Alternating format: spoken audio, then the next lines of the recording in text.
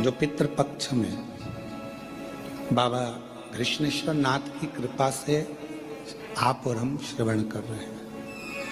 कथा मंडप में विराजमान सभी संत साधु सन्यासी जन तपस्वी ब्राह्मण जन जो कृष्णेश्वर नाथ मंदिर के इस पवित्र आनंदमय भाव में पधारे हैं, उनके लिए भी बहुत बहुत साधुवाद, प्रणाम, दंडवत।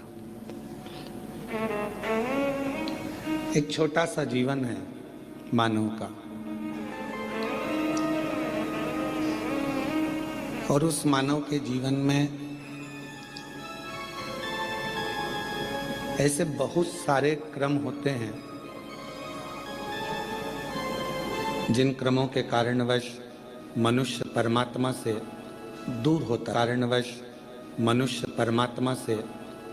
होता चले जाता। मन दृढ़ी है, ऐसा नहीं कि मन दृढ़ी नहीं होता है। संसार में जितने मानव जन्मने हैं, जितने मानवों का जन्म होता है, जितने मनुष्य जन्म लेते हैं, उनको मन से भगवान दृढ़ी बनाकर भेजता है। पर व्यक्ति कानों से दृढ़ी नहीं हो पाता।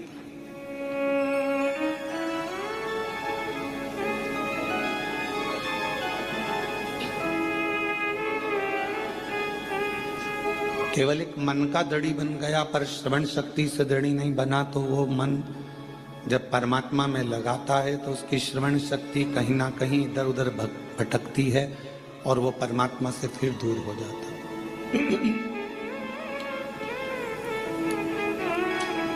परमात्मा से दूर होने का कारण ही हमारी कहीं ना कहीं मन को भटकाने का क्रम ये कान कर जाते हैं।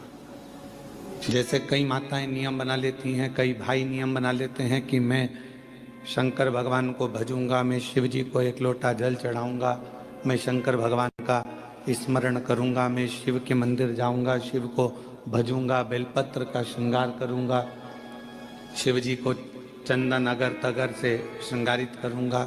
ये मन में उसने एक भाव बना, मन से वो दृढ़ी बन गया। पर मालूम पड़ा फिर किसी ने पूजन करते करते, भजन करते करते 1.5 महीना, 2 महीना, 3 महीना निकला और किसी ने तुम्हारे कानों में आकर कह दिया शिव जी को जल चढ़ाने से क्या होता है।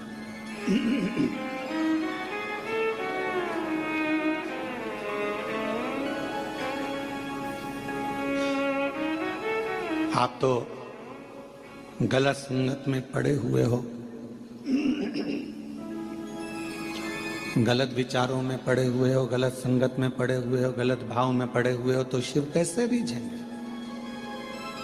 फिर कोई आया, किसी ने आके फिर कह दिया, फिर आके किसी ने आकर कह दिया कि ये तुम गलत करे इसलिए परमात्मा का भजन ना करो।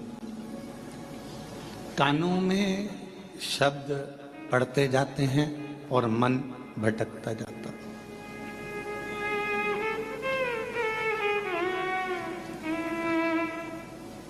मन भटकता कब है? जब हम गलत लोगों की बातों में आ जाते हैं।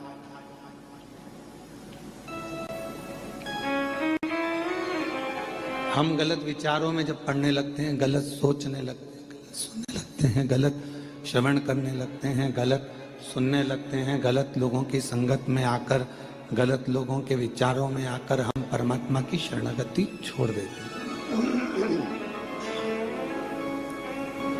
भगवान का भजन, भगवान की भक्ति हम छोड़ देते। प्रभु मिलन में सुख है और प्रभु बिछड़न में दुख। जितना हम परमात्मा के करीब में जाते जाते हैं, उतना उतना हमारे जीवन में लोग कहते हैं हम भगवान का इतना भजन करते हैं, हम इतना स्मरण करते हैं, हम इतनी पूजन करते हैं, हम इतनी आराधना करते हैं, हम इतना मंत्र जाप करते हैं, नाम जाप करते हैं, उसके बाद भी हमारी जिंदगी में दुख क्यों आता है।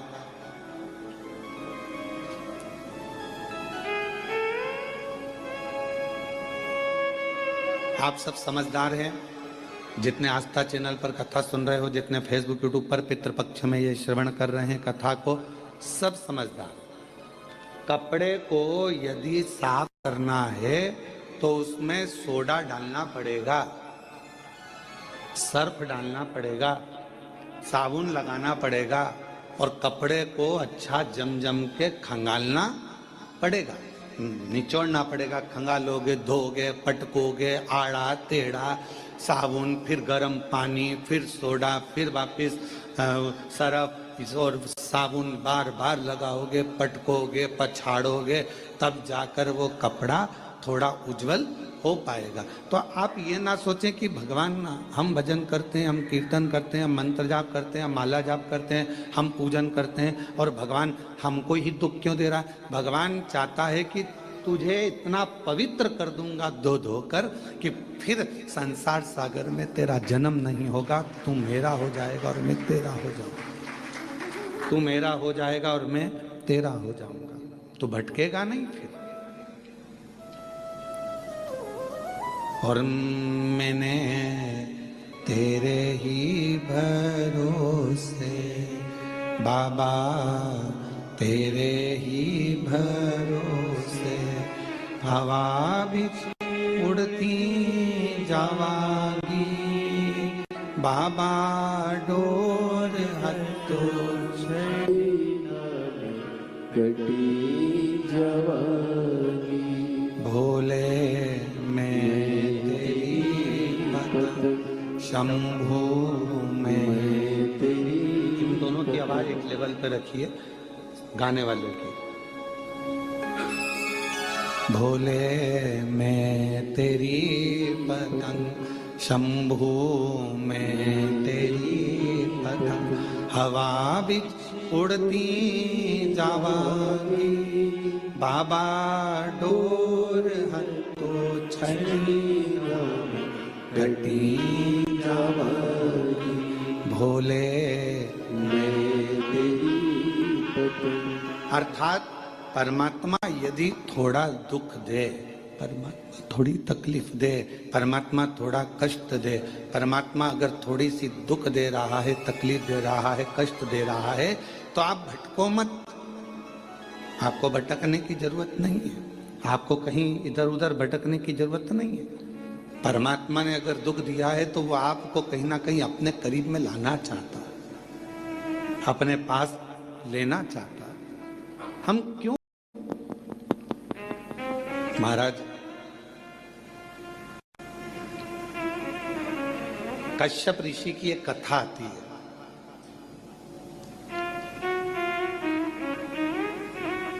कि कश्यप बाबा, कश्यप ऋषि 12 ज्योतिर्लिंग का नित्य प्रति स्मरण करते थे।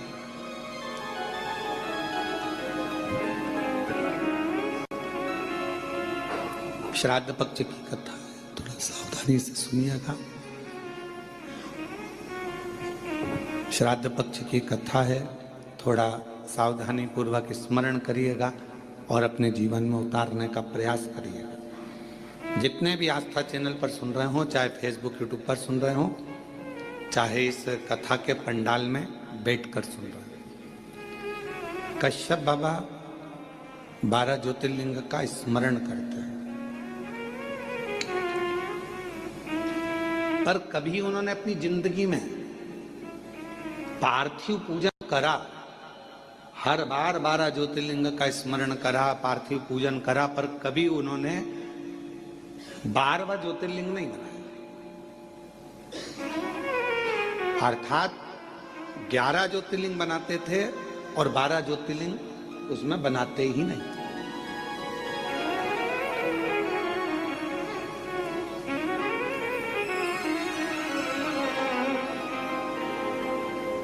एक दिन देवर्षि नारद निकलकर जा रहे थे। अब आप लोग अगर 12 ज्योतिर्लिंग का पूजन कर रहे हो तो आप लोग कितने ज्योतिर्लिंग बनाओगे? जम के बोलो जरा। 12 बनाओगे ना। पार्थिव पूजन कर रहे हो तो 12 ज्योतिर्लिंग का निर्माण करोगे। पर कश्यप ऋषि 11 ज्योतिर्लिंग का निर्माण बनाता था।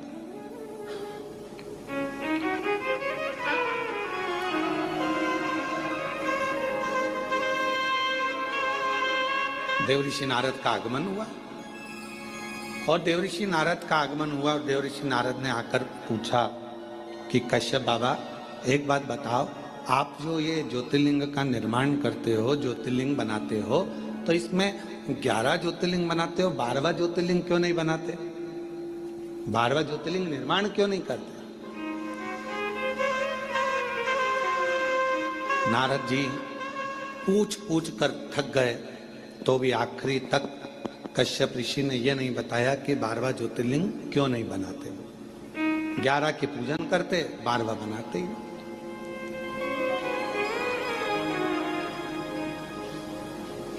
अब समय बीता,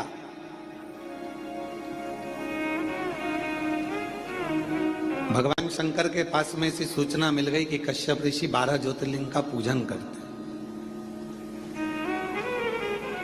पर ज्योतिर्लिंग बनाते कितना है? जम के बोलो जरा, 11। और पूजन कितने ज्योतिर्लिंग की कर रहे हैं? अच्छे से बोलो, आवाज नहीं है। 12। तो जब 11 ज्योतिर्लिंग का आराधना कर रहे हैं, 11 ज्योतिर्लिंग का निर्माण कर रहे हैं, तो 12 ज्योतिर्लिंग का पूजन का फल कैसे मिले? कैसे प्राप्त हो? तब पार्वती जी एकदम रुष्ट होकर बैठ गई और पार्वती जी शिव जी की आराधना करने लगी। भोलेनाथ जी ने पूछा, पार्वती तुम रुष्ट क्यों? यहां पर एक लाइन बड़ी सुंदर आई है कि पार्वती जी रुष्ट होती हैं तो शिव जी की पूजन करती हैं। हमारा आप सबसे भी यही निवेदन है, अगर मान लो जिस दिन तुमको गुस्सा आए उस दिन तुम महादेव की पूजन करो, उस दिन आप भगवान का आराधना करो। और उल्टा होता है, जिस दिन रुष्ट होते हो ना, उस दिन तो तुम इतना बोलते हो, इतना बोलते हो, इतना बोलते हो कि जो पहले का करा धरा है ना, उस पर भी तुम लोग पानी फेर लेते हो, वो भी पूरा सत्यानाश मिला लेते हो, उसको भी नाश कर देते हो।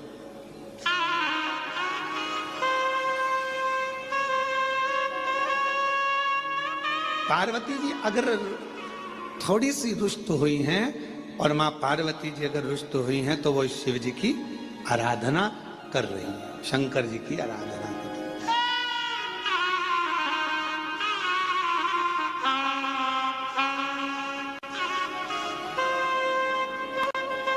और मैंने तेरे ही भरोसे बाबा, तेरे ही भरोसे। मेरा सासुओं से भी निवेदन है, बहुओं से भी निवेदन है, बेटाओं से भी निवेदन है, बाप से भी निवेदन है, भाऊ से भी निवेदन है, और घर में रहने वाले हर व्यक्ति से निवेदन है कि पार्वती के संवाद का स्मरण करना। जब क्रोध आए कुछ नहीं करना, मुख चुप करना, एक लोटा जल उठाना और ले जाके देव अधिदेव महादेव पर चढ़ाना प्रारंभ करना।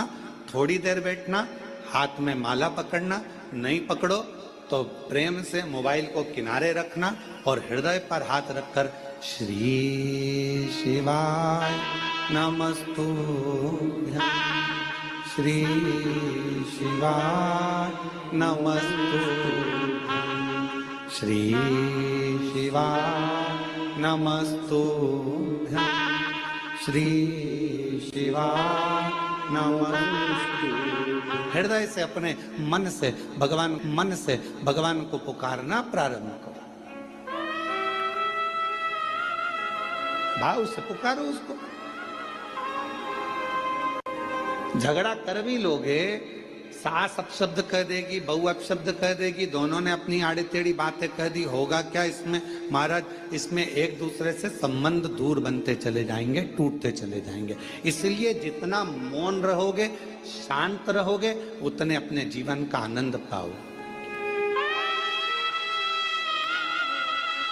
उतने अपने जीवन को प्रसन्नता के भाव में लेकर जाओ।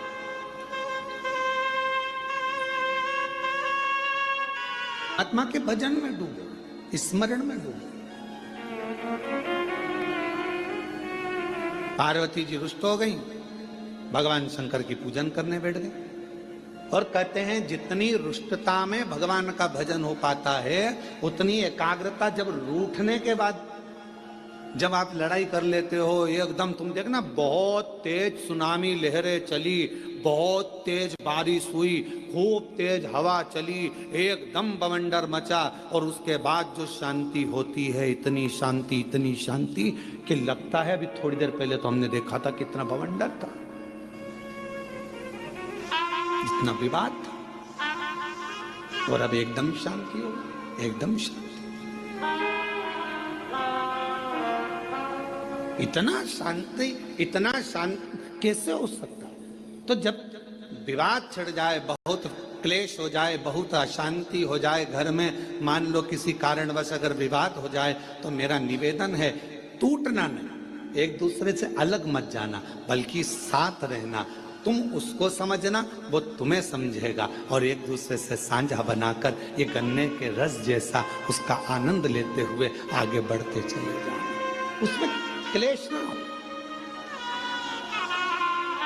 और मत बुरे कर्म कर बंदे वरना पछताएगा, भगवान की आंखों से तू बच नहीं पाएगा, तू बच नहीं पाएगा।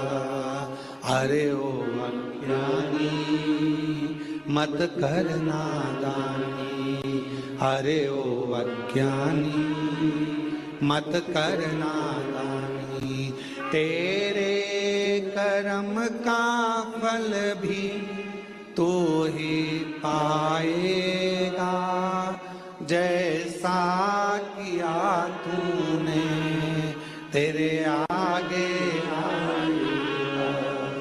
मत बुरे कर्म कर बंदे वरना पछताएगा, भगवान की आंखों से तू बच नहीं पाएगा, तू बच नहीं पाएगा। आप कर्म करते चलो। आज का व्यक्ति कैसा है? तो कहा आज का व्यक्ति ये सोचता है कि मैं काम कम करूं और फल ज्यादा मिले।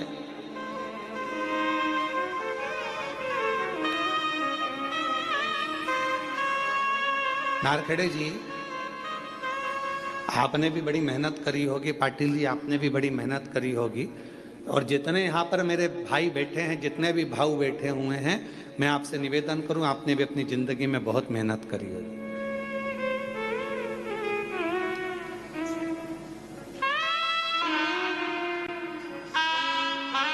तो जो मेहनत से मिला वो टिका, और जो मेहनत से नहीं मिला वो हाथ से खिसक गया।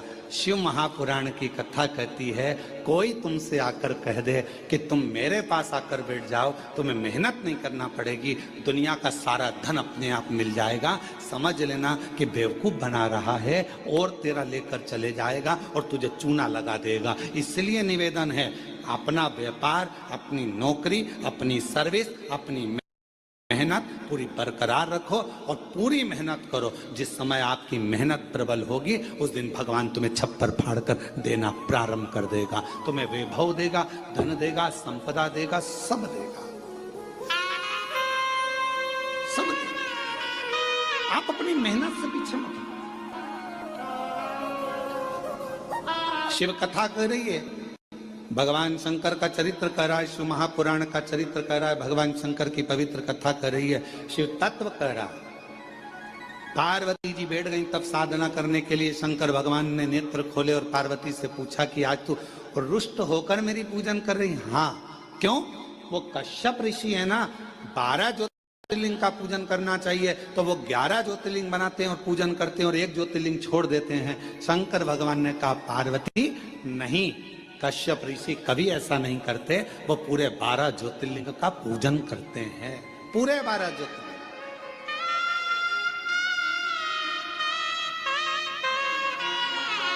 चलो जरा देख के आओ। पार्वती जी ने शिव जी को लिया साथ, और चलो जरा देखो, मैं बताती हूँ तुमको 11 ज्योतिर्लिंग बने। वो कश्यप ऋषि का रोज का नियम था, ज्योतिर्लिंग बनाते वो पूजन करते पार्थिव लिंग की। चलो अभी दिखाती हूँ। और ले गए।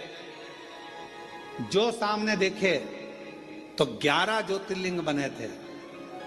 शिव जी को पार्वती जी करेंगे, देखो 1 2 3 4 5 6 7 8 9 10 और 11। अब शंकर भगवान बोले अभी रुक, मैं गिन के बताता हूं, देख 1 2 3 4 5 6 7 8 9 10 11 12। पार्वती जी बोली क्यों मुझे पागल बना रहे हो प्रभु, अब तुम तो शिव जी हो, को क्यों गिन रहे हो? तो भगवान शंकर बोले 12 ज्योतिर्लिंग की पूजन कर रहा है। पूछो कश्यप ऋषि से।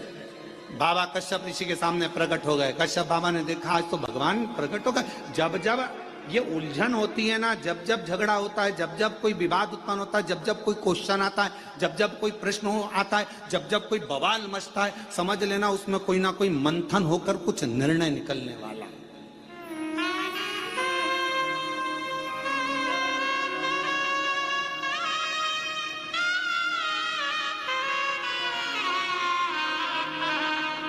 जब जब कोई बवाल मचता है, जब जब कोई मंथन होता है तो कुछ ना कुछ निकलता है। समुद्र का मंथन हुआ, अमृत निकला। कुछ ना कुछ मंथन हुआ है तो कुछ ना कुछ निकला है। और पार्वती जी और शिव जी के संवाद में कुछ ना कुछ निकला है। भगवान कश्यप ऋषि प्रसन्न हो गए।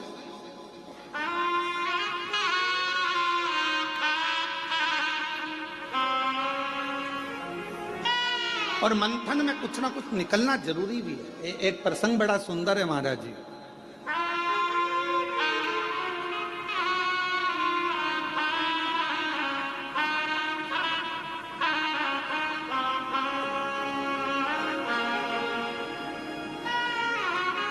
दो संतों का झगड़ा हो गया।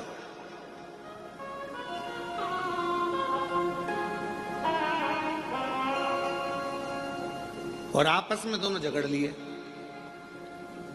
अब दोनों झगड़ लिए तो एक था राम जी का भक्त और एक था हनुमान जी का भक्त, और दोनों में छिड़ गया विवाद। हनुमान जी ने राम जी से कहा प्रभु दो संत लड़ रहे हैं आपस में, अब तुम क्या कहोगे? राम जी बोले कहना क्या है, अब इन दोनों को प्रमाणित करने के लिए अपन दोनों को जाना पड़ेगा।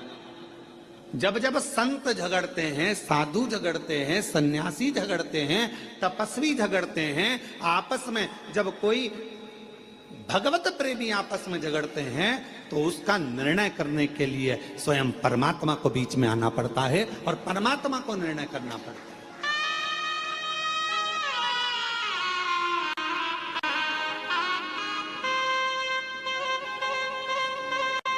महाराज जी, कई लोग कहते हैं कि ये महाराज जी ने ऐसा कह दिया, वो महाराज जी ने ऐसा कह दिया, आपस में झगड़ा हो रहा है। हम कहते हैं झगड़ा नहीं हो रहा है, कुछ परमात्मा ने लीला रची है, और परमात्मा ने लीला रची है तो वो जनमानस के सामने उसको कहीं ना कुछ संतों के माध्यम से लाना चाहते हैं। संत कभी झगड़ा नहीं करते, संत कभी एक दूसरे के ऊपर आक्षेप भी नहीं करते। लोग कहते हैं उन्होंने ऐसा बोल दिया, उन्होंने वैसा बोल दिया, उन्होंने ये भाषा का प्रयोग करा, उन्होंने वो भाषा, ना ना ना, उनके बीच में कोई एक परमात्मा की एक शक्ति, मेरे शिव का एक स्वरूप, मेरे राम, मेरे कृष्ण, मेरे शंकर, मेरे भगवान विराजमान है, जो ये निर्णय करना चाहते हैं कि इनके बीच का साझा कैसे।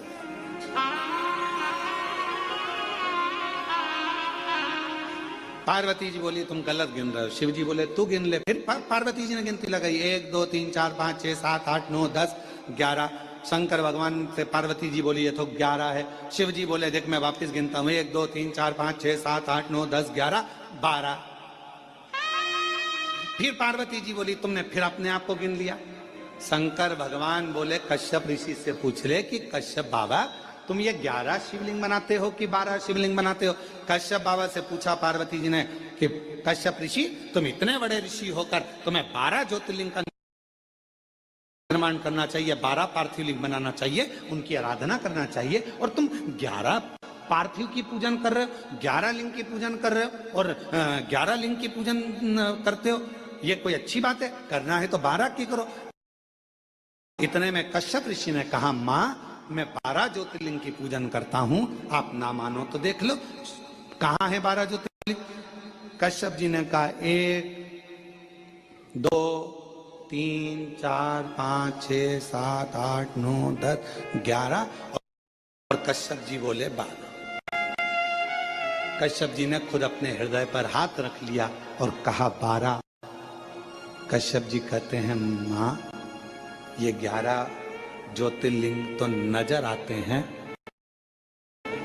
पर तो ज्योतिर्लिंग है कृष्णेश्वर महादेव, वो हर व्यक्ति के दिल में नजर आता है।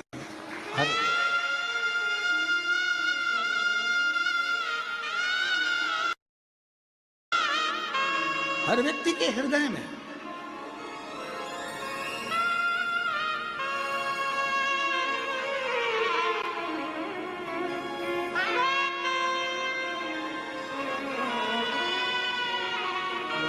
बारहवां ज्योतिर्लिंग है कैसा ज्योतिर्लिंग है कृष्णेश्वर महादेव। 12वां ज्योतिर्लिंग है कैसा ज्योतिर्लिंग है कृष्णेश्वर महादेव, जो हमारे हृदय में निवास करता है। कितना सुंदर कहा है स्कंद पुराण में कृष्णेश्वर बाबा के लिए, बिरुल के लिए वर्णन किया गया। जिस परिवार के अंतर्गत मान लो कोई ना कोई एक बहुत बड़ा दुख आकर टिक गया हो और वो दुख हट ना रहा हो, तो कृष्णेश्वर महादेव का स्मरण कर कर यदि पीपल के वृक्ष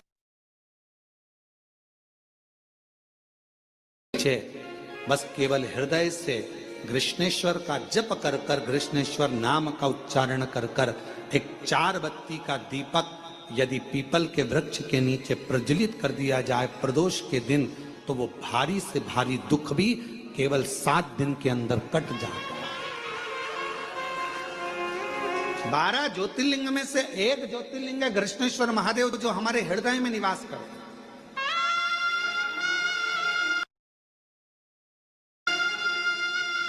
मन की ज्योति है, हृदय की ज्योति है। और हम आप सबके पावन चरणों को नमन करते हैं। बिरुल वालों, आप कृष्णेश्वर बाबा के नजदीक में रहते हो। आप जैसा किस्मत वाला दुनिया में कोई नहीं होगा जिनके पड़ोसी कृष्णेश्वर महादेव। हम आपको नमन करते हैं, आपको प्रणाम करते हैं। और जितने आस्था चैनल पर कथा श्रवण कर रहे हैं, जितने आस्था चैनल पर कथा सुन रहे हैं, जितने बहन भाई, जितनी माताएं, जितनी मेरी जीजियां, जितने मेरे जीजाएं, जितनी मेरी बेटियां बेटा, इस कृष्णेश्वर महादेव की पवित्र भूमि से पितृ पक्ष में ये शिव महापुराण की कथा को ऑनलाइन श्रवण कर रहे हैं, हम आप सबके चरणों को नमन करते हैं। आप जैसा किस्मत वाला कोई नहीं होगा, क्योंकि यहाँ शास्त्र वर्णन करता है कि 12वां ज्योतिर्लिंग कृष्णेश्वर एक ऐसा ज्योतिर्लिंग है जो जहां जिस जगह पर बैठकर उसको याद करता है, वो 12वां ज्योतिर्लिंग उसको वहीं पर करुणा करना प्रारंभ कर देता है। वो 12वां ज्योतिर्लिंग।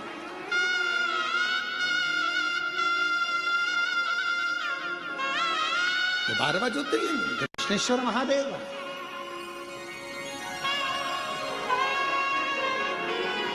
और तेरी कृपा बिना न हिले एक भी अणु, लेते हैं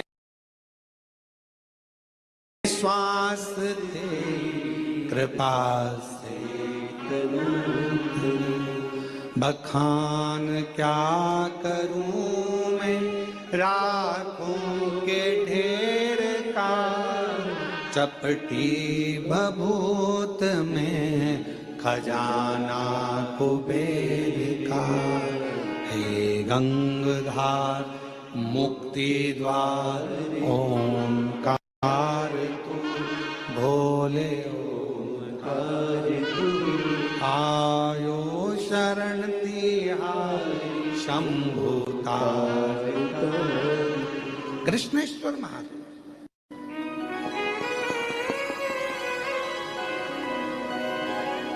शिव जी का दर्शन हो गया। विवाद किसका छेड़ा था? पार्वती और शंकर भगवान का। और दर्शन किसको हो गया? कश्यप जी। आपको पहले कथा में कहा है, जब कथा हैदराबाद में चल रही थी तो उसमें कहा था कि थोड़ी बहुत पूजन की थाली में कमी रह जाए ना तो प्रसन्न होना।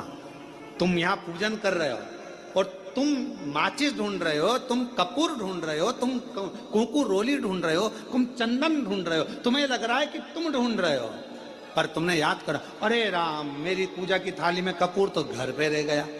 अब तुमने कह दिया कपूर घर पे रह गया और तुम यहां ढूंढ रहे हो, तो तुम नहीं ढूंढ रहे हो, अब तुमने मन से वो कपूर को प्रकट कर दिया। शिवजी तुम्हारे घर जाकर वो कपूर वहां से ले लेंगे। तुमने स्थान बता दिया कि वहां रख।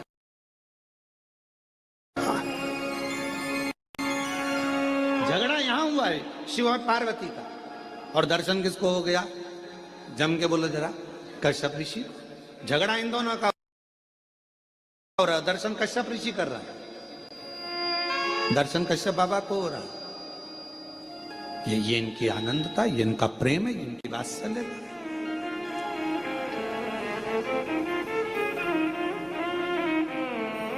महाराज